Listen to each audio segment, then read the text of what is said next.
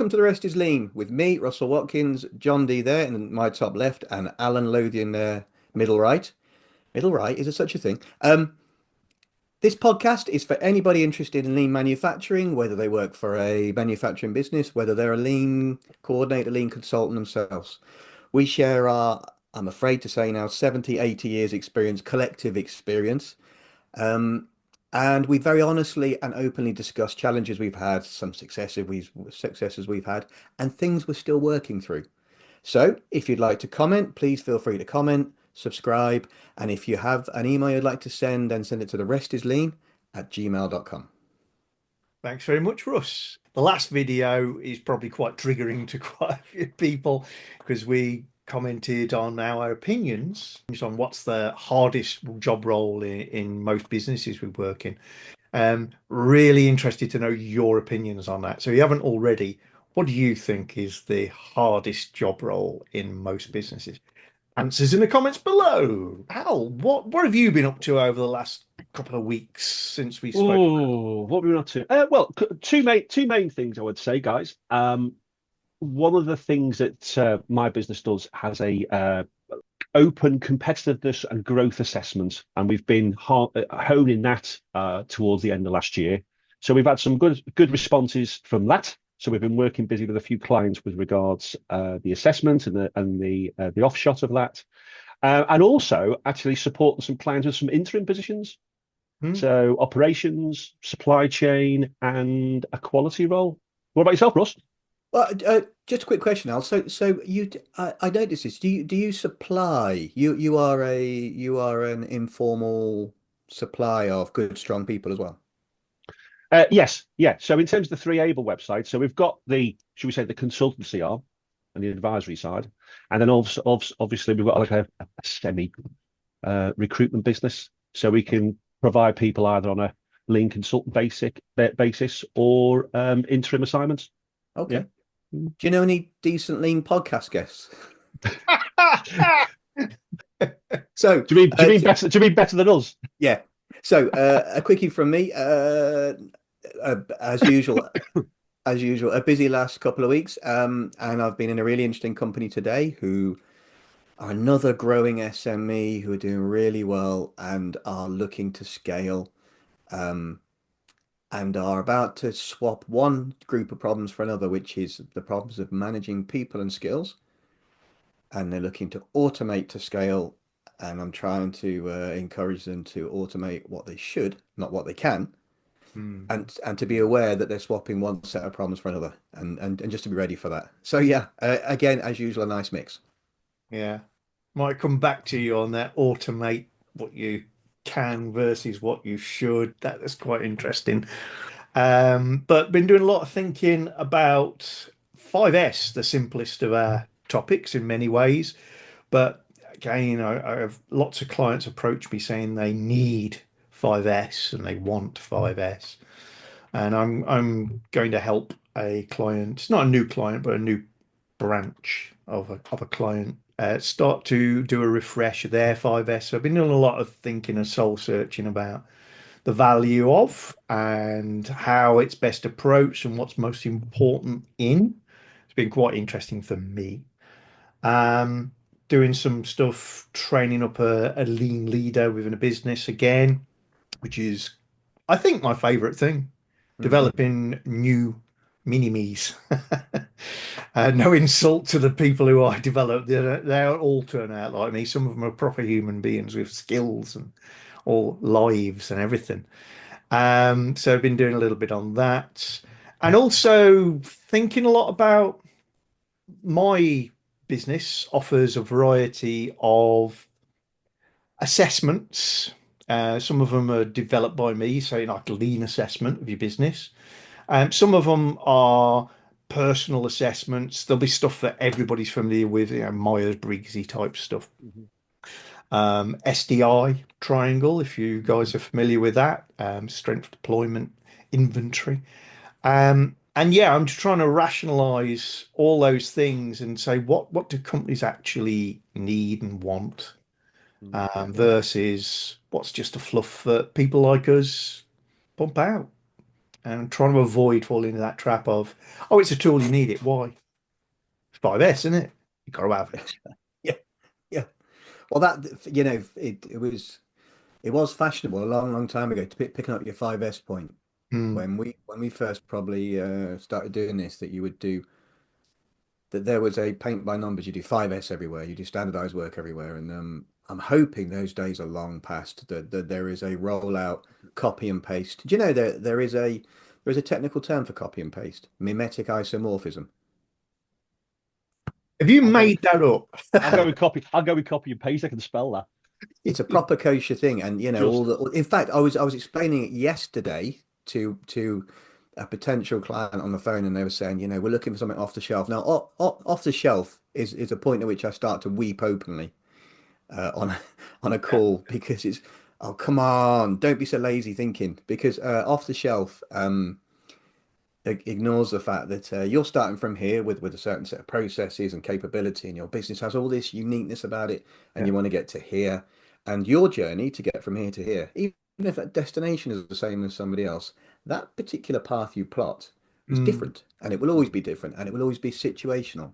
Yeah. So I guess, John, um, I'm thinking, why aren't more people embracing the fact that lean deployment is situational? Yeah, it is. It's terrible to say it. It's case by case because it's Case by such a case. cop out, but it's also the truth lies within that. Does. We were all taught, I'm sure you'll agree, that as you've alluded there, 5S is the foundation of all good lean. And there is an undeniable truth to that. In that, I've come up with this fabulous standard op. Al, all you have to do to save 15 minutes on your task is reach always with your left hand for your biro, and then over to your, and you go, whoa, whoa, whoa, whoa, John, what biro? Oh, somebody's nicked it again. And you go, oh, but my brilliant plan, my process I'm going to describe is going to save you an hour. All right, give me a minute. And you go, yeah, yeah. The foundation of all lean is have what you need, know where it is, Hmm. and it should work. yeah. So all them things do mean that there is this essence of truth in it is the foundation of all lean. Whatever you want to do better, you've got to have the right working environment to do it in. So that's a truth.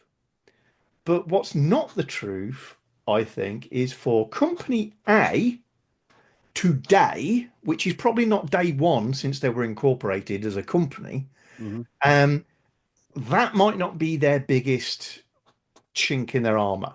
Yeah. They may have 5S workplace organization that needs improvement, but it pales in insignificance next to the safety issues they've got or the rework issues they've got. And yes, 5S will always help all of the above. Yep. But would you start there if there was a fire in the corner? No, you can put the fire. And yeah, to your point, Russ, I think more companies need to say this is what I'm struggling with, Russ, Alan. Can you come help me? And the answer might be you need a dose of 5S. Okay. But that's not actually that likely for most companies. That's a side order. Yeah, a little bit of that will help in this scenario. Well, and the answer might be you need to do some capacity planning. The answer might be we probably need to strengthen the role or get some control on the shift. Or the answer might be, as you would say, Al, quite rightly, where is the constraint? Is it a physical manufacturing constraint, or is it a business process constraint, or is it a capability constraint? In fact, your love of theory of constraint, I buy it all the way because a lot of these gaps that we see, I think, are just constraints in either physical or they are thinking constraints, aren't they? Yeah. It's funny, you going back to what you said before, John, when we were back at IF, right? There was always a structure that the Jim Masters took us through, wasn't it? It didn't matter what it was. We'd have the data, we'd go through some of the data first. We would do a 5S activity. We'd go through standardized work. We'd go through visual management, blah, blah, blah, blah, blah, waste elimination. And I think I don't know whether you guys did, but I personally got through a point in my life. You thought, well, you just follow the script and it all works. But then you quickly realize that's not the case. Yeah. All right. But that comes with exposure, that comes with It experience of takes you being in. so far, doesn't it? Yeah. Exactly.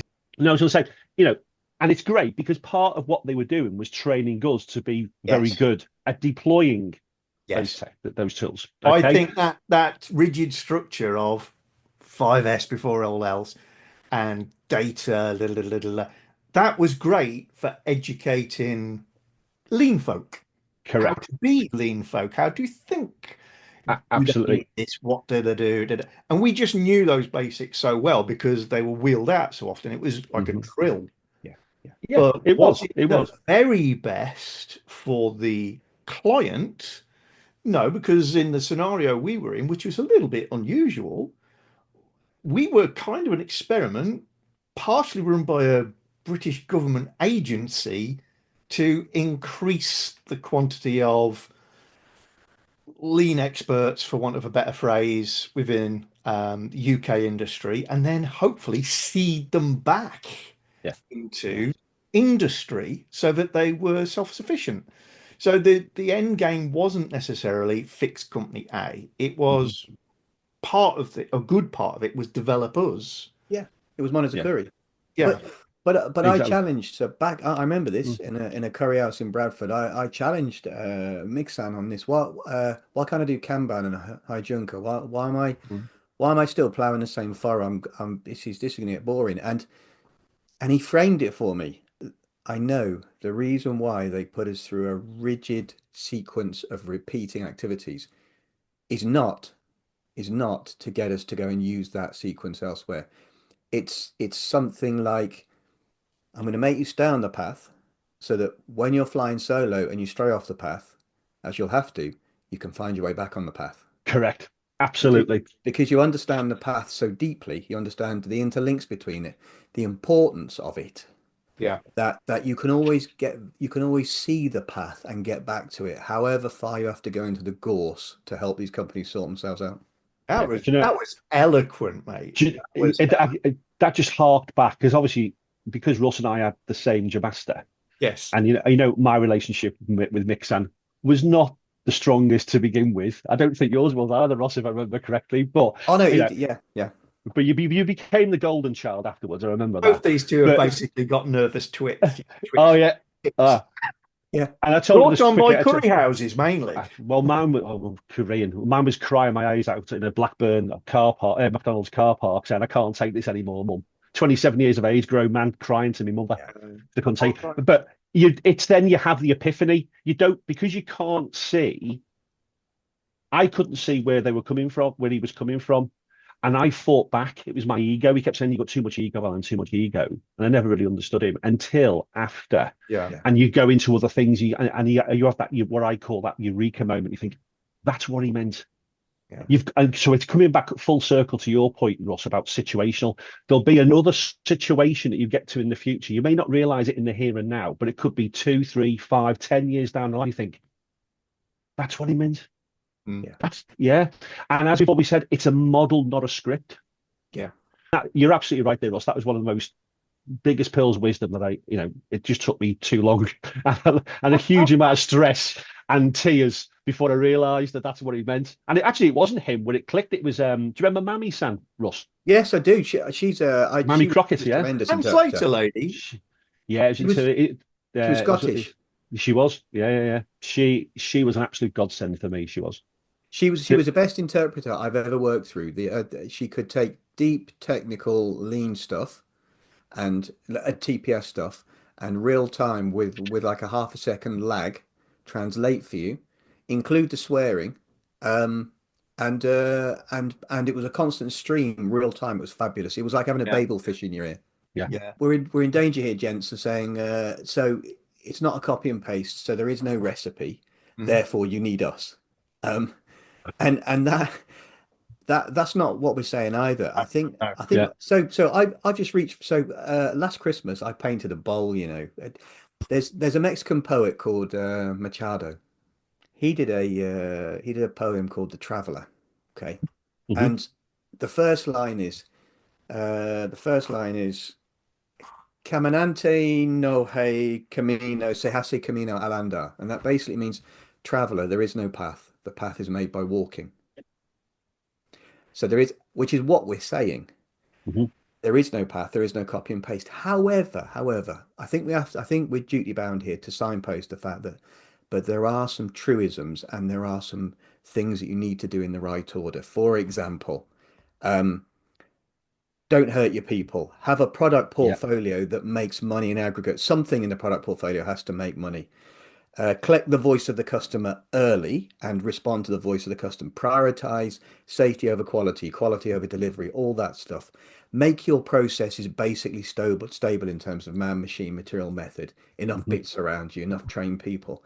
I think there is enough there of a skeleton to say if you broadly follow this sequence, it's not a path, Mm. but it's a useful chain of activity. Yeah.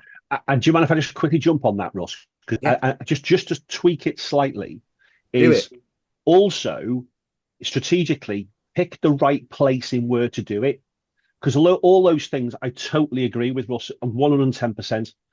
Yeah. But you're not going to do if you're a manager of I don't know, a number of lines or a number of workstations, or you're a plant manager responsible for the whole factory, and you're responsible for the P&L.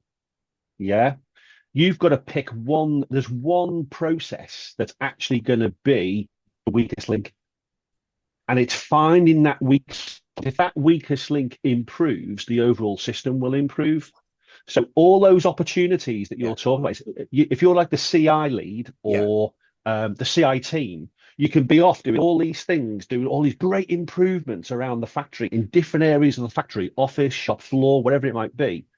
But actually articulating those great improvements, it's back to what you said before. You hide it with a cycle time improvement or Yeah. etc. Yeah, or an improvement in quality, and that's fantastic. It should be celebrated. But actually, there's actually one place that we should focus that energy, that enthusiasm, that actually is going to make a bigger benefit to the business. But And then they see it, and then it self-generates.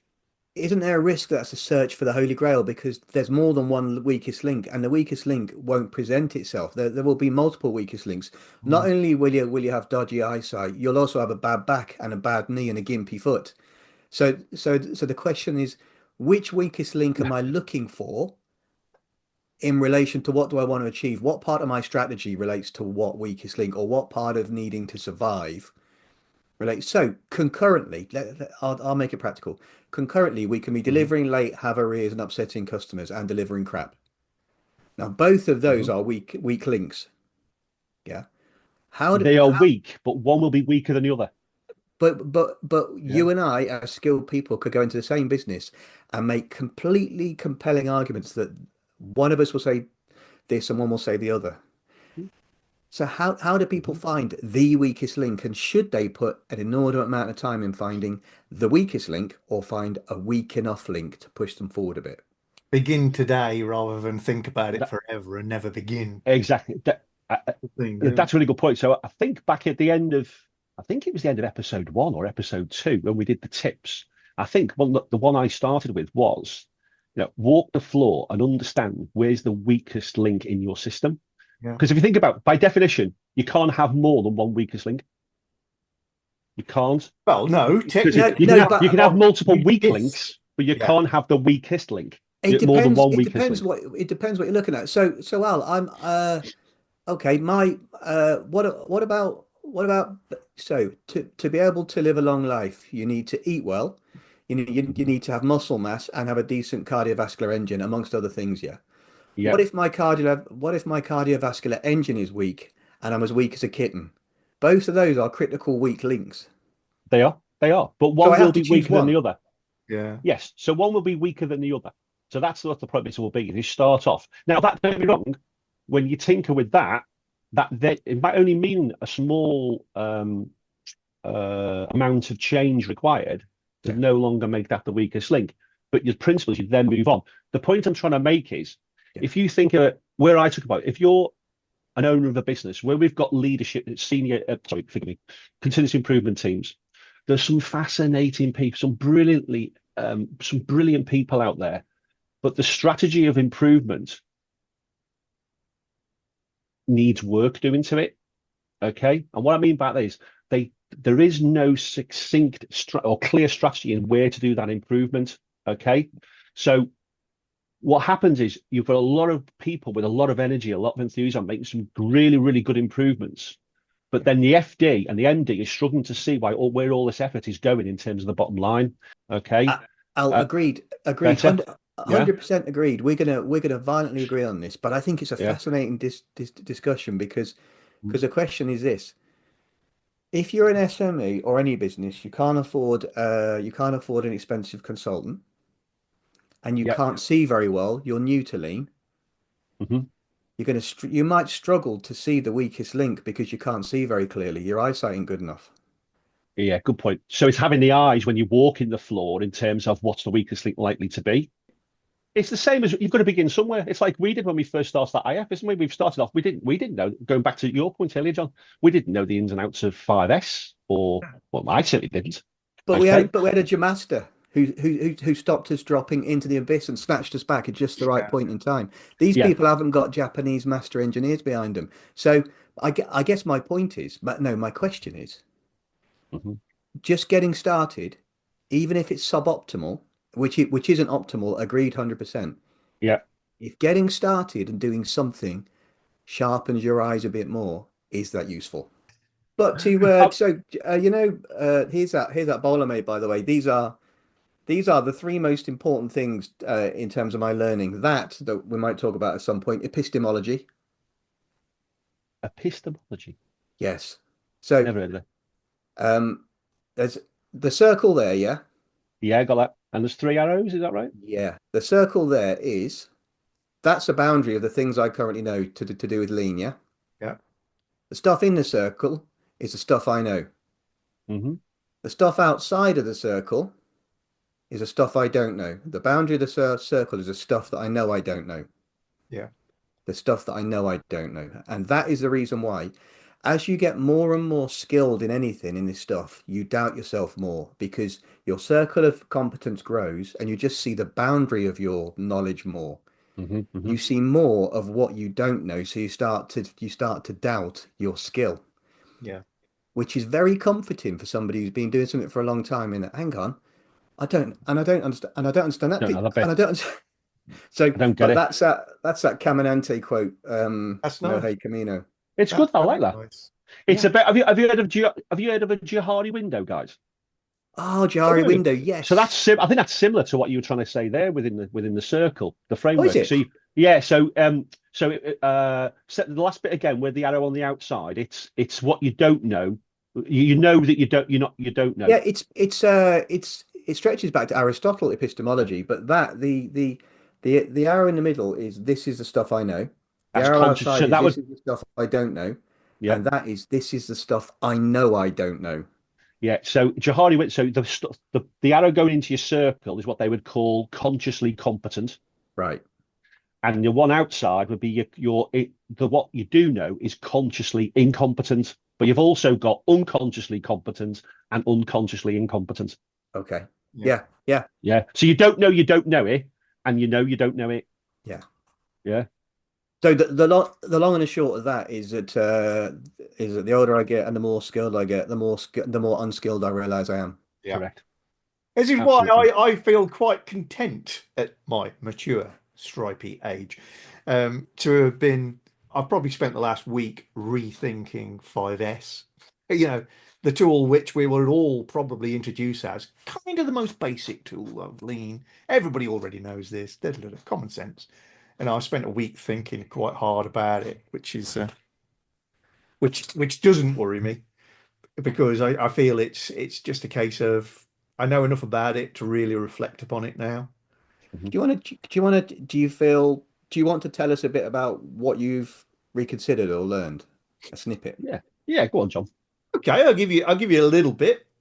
It'll be a bit fluffy and vague because there's no bullet point list at the moment. But one of the things which I've come to appreciate better is when we're trying to do some 5S for sake of anybody's not familiar, 5S or 5C or workplace organization, insert your own name for creating the best working environment. It's usually because a company thinks that they are untidy, don't look very good, don't look professional. People on the shop may want to do it because it's unpleasant to work in the environment, or a little bit more time consuming or laborious than they would like. Some other people would want to do it because they believe it's going to help with quality concerns or pace and reduce costs.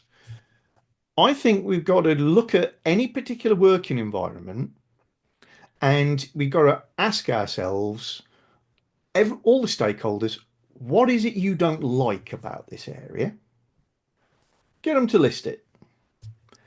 And then ask them, how, if I improve that for you magically overnight, how would you measure that I have got it right?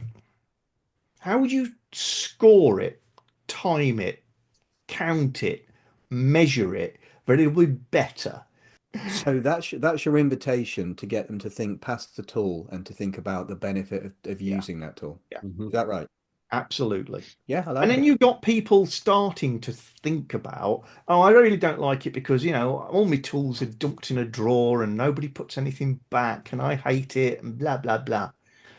How will you measure when I come in overnight and do some magic, but it is either better or worse? And you're not allowed to say, looks prettier. Someone might say something like, it'd take me less time to find a particular tool, or the spend on tooling in that area will go down because they're always losing it, they're always breaking it, they're always, oh, can I have another one? Those two things, time to find a tool and spend on tools, can then move to the front and say, we're going to do some 5S. We're going to try and improve those two things. I bet you will improve a few other things along the way. What else are we worried about in this area? And that starts to build the need for 5S, but also probably builds the need for some other tools and techniques that are more prevalent. So yeah, the beginning of 5S, I think, is where we introduce this idea of measures and change and improvement and KPIs. And it's step zero. Hmm. And I think it's been missing, Mm. because how do we measure 5S? We do a 5S audit, we do a check sheet, we give it a score. They're good, they're useful, they're Mhm. great for comparing areas and competing league tables of effort. But is it any better? Mm. We haven't asked that question up front. If we improved your work environment, how would it be better? And it can be, and I've had it in a recent plant, almost a misinterpretation, or was it, of better working environment was, we all hate it. Mm. What? We all hate it. Yeah, it's nasty. When you say nasty, like dirty, no, it's like oppressive. Mm. Feel a bit hard done to, slightly bullied. This isn't 5S, or is it? You're Mm. talking about the working environment. Mhm. How, all right, if I fix that for you overnight, how would you measurably say that I have improved it? I didn't know what they were going to come back with, but I gave them the question. And Mm. what they came back with was, staff turnover is really quite high. Yeah. Oh, okay, this is a real thing. We could do something with this. Mm. We have a employee engagement survey. Always comes up with the same stuff. It comes out as communication, but we all just hate it. Okay, so there's an EEF score, there's a turnover of staff. Okay, these are things we can try and improve. And yes, 5S, workplace organization, can help with that because there's going to be some angles, but it's now leading on to other tools and techniques. And again, it's putting this idea of 5S back as a foundation. Yeah, as long as you've got step zero, Mhm. why do you want to do it? How will you know if it worked? Yeah. And Without giving too, you're using it, John, for purest intent, which is to surface problems. Hmm. Because of the way that we and most people have been taught and teach 5S, it tends to result in the same things, and we probably, as professionals, spend a lot of time trying to stop people falling into the trap of. It's all about hooks and signs and labels and shadows. That's, it's painting rocks white and all the rest of it. Because that does happen, Mm. and sometimes it's useful, but not often, if I'm honest. Why are we trying to do this? We're trying to do it to achieve a better working environment. So your sort stage, what is it Mhm. for? It's to minimize the amount of stuff around you. Yes. Yeah. But why? Because it'll be easier to organize what you have got. Because it'll be cheaper to replace it. Because if you've got less stuff, you can afford to have even better quality stuff. Mm. Those are the reasons you do sort. Okay. Minimize, feng shui, do all that, declutter. That's what the first step's all about. It's not about dragging things to one side. No. Set And in place, we tend to fall into the trap, all of us, of, well, that's where we sticky labels in front of everything, draw lines around and da da da da da. I And should it's have got shares in that yellow tape stuff. You know that, innit? amazing stuff. Um, what is it really for? It's experimenting with the best locations, experimenting with the best techniques to know that things are wrong. And why do we sometimes put tape round so that when you move it, I don't come over and slap you around the back of the neck and just stick it back in that tape. So you go, oh, why is it not in the tape? Because it's better there. yeah. Yeah. It's experimenting. Yeah, it's a Mhm. really important point, John, and there are deeper points that sometimes we lose in just repeating the habit. So what you're saying there about taping around things, it takes me back to a question I always ask, and the answer is almost always the wrong answer, which is when do you want to know something's missing? Mm, And people will answer straight away and say no.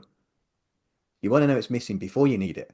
Mhm. And that speaks to a deeper truth in the same way that we sometimes we lose sight as well as of the real purpose of these things. And you reminded me that of that thing, the difference between a company that's a badly run as a manufacturing company, then a transition company, and then a mint TPS style, really good lean company. mm. And the fact that in the middle one, transition company, you'll see tape and paint everywhere. And in the other two, you won't see it in very many places. No, And in no. here, it's because they just haven't got any and it's carnage. Yes. And they Yeah. can't tell normal from abnormal. In here, it's because, as you said, John, they've only got left what they need. It's a process of subtraction. And all the way back up to design of the system, I need less inventory. I've got a pull system, so I need less tape. I need less storage locations. And design of tools, where can I combine a tool so that I can have one tool shadow rather than two? Mm, And that kind of thing. It's that mm, subtractive Japanese aesthetic. mm. Get Yeah, away. so I've been sort of recalibrating myself. I mean, these are all things I've held for a long time and I've used, but I thought, no, this is a nice chance to deploy. So that I know what I'm going to say before I say it, how we describe the point of Mhm. each of the steps within 5S. And we said, well, we've got to also remind them that we've only got steps to make them easy to remember. Yeah. Yeah. Yeah. You Just a don't quick, have to do all of that before you do all of that before you do all that, all of that. because the whole thing is give yourself the best possible working environment. It'll be easier and safer, Mhm. Mhm. quicker and nicer. Mm. That's it. That's the whole topic. Mm. We've given it 5 steps so that it's easy to remember all of the things. And there's a kind of logic to the sequence. But yeah, the sequence is have as little as you can before you organize where it goes. Mhm. It's easier that way. I just want to ask you both a question actually on that note, John. Is obviously we talk about this what I used to call it temporary configuration. So when Mm, you set in order, use tape so you can always move it if you want to as it gets better.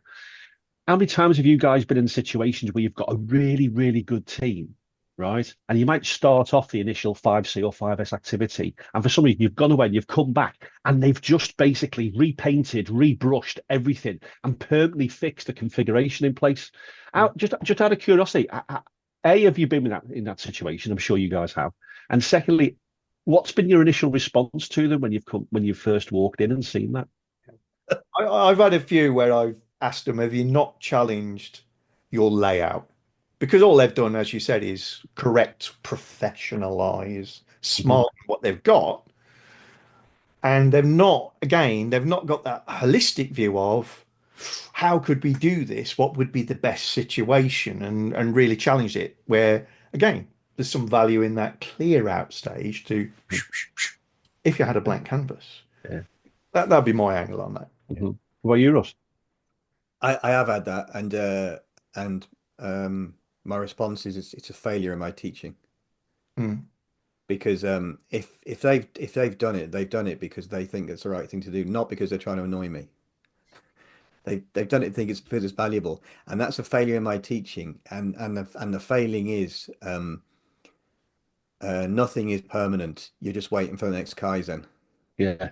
Mm. So I failed to get that point across in the configuration straighten part of Shine. So it's a PDCA feedback loop for me, Yeah. where you sigh, try not to have too much verbal leakage and non-verbal leakage, give them a big pat, and then try to find a way to give them a kidney punch that actually should be a kidney punch for you because of your failed teaching. Yeah. You're ever so hot. You can tell he's a mix and training.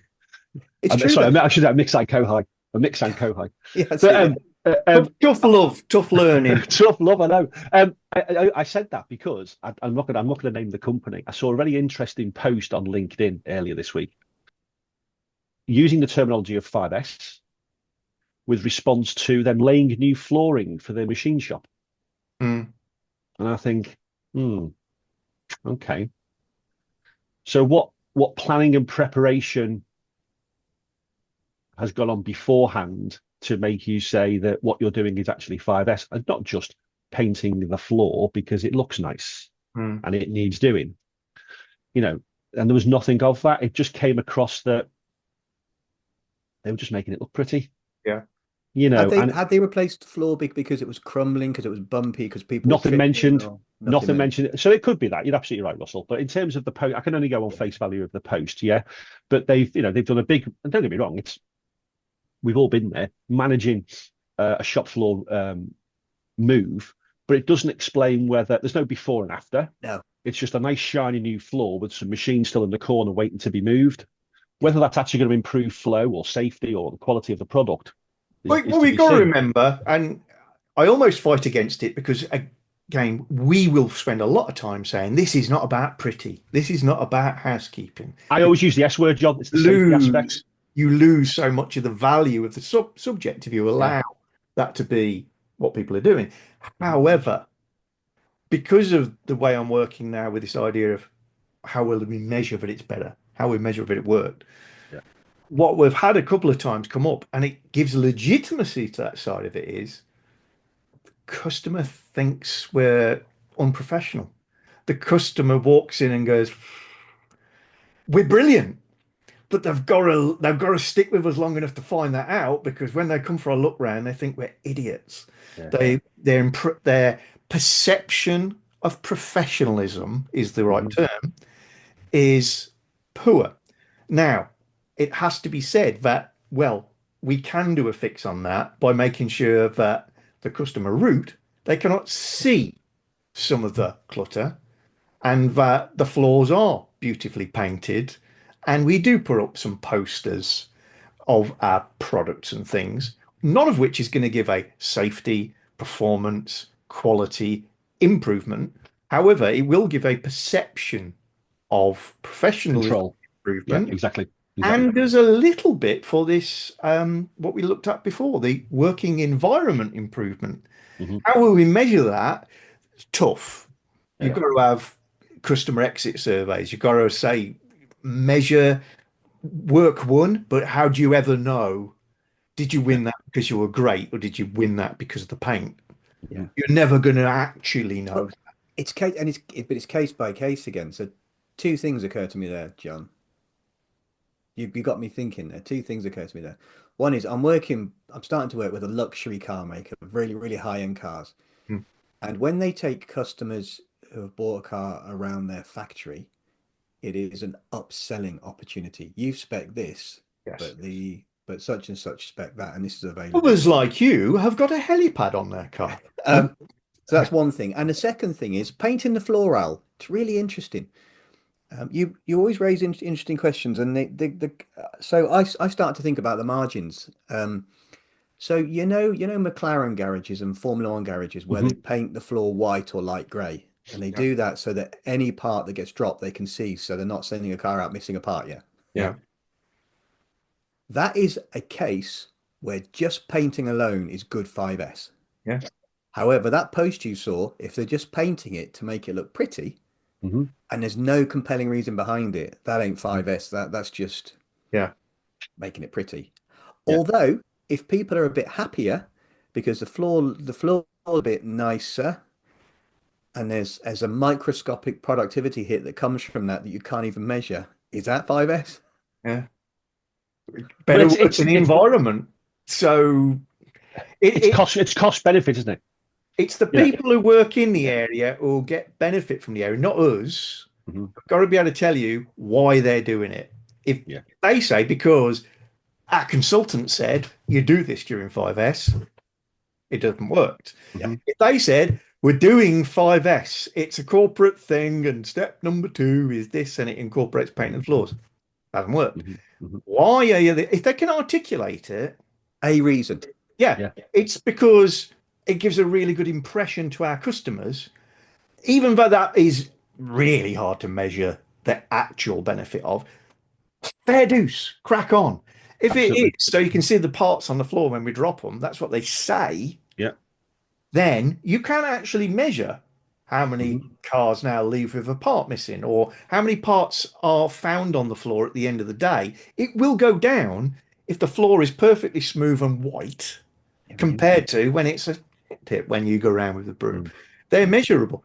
As long as they can articulate it, it's worked.